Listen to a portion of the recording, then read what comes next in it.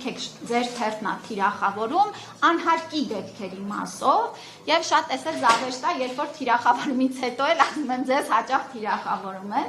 Այսօր էլ եք մի հատ հոդված նշել, կուզեի պատասխանել։ Այո։ Այսօր էլ ինչ-որ մութ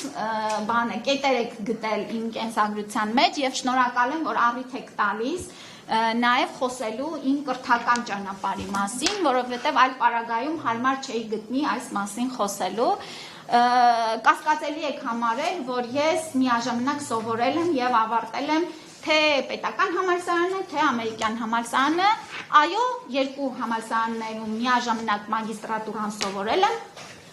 այդ ընթացքում էլ երեխա եմ ունեցել, հավելյալ, էդ ասեմ, որ դա էլ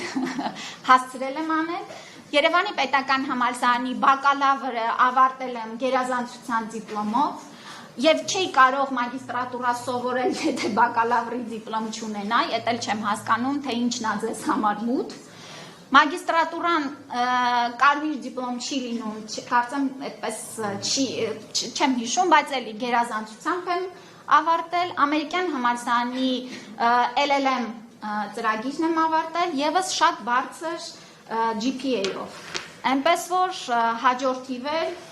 բոլոր կրթական հնարավորությունները օգտագործել եմ իմ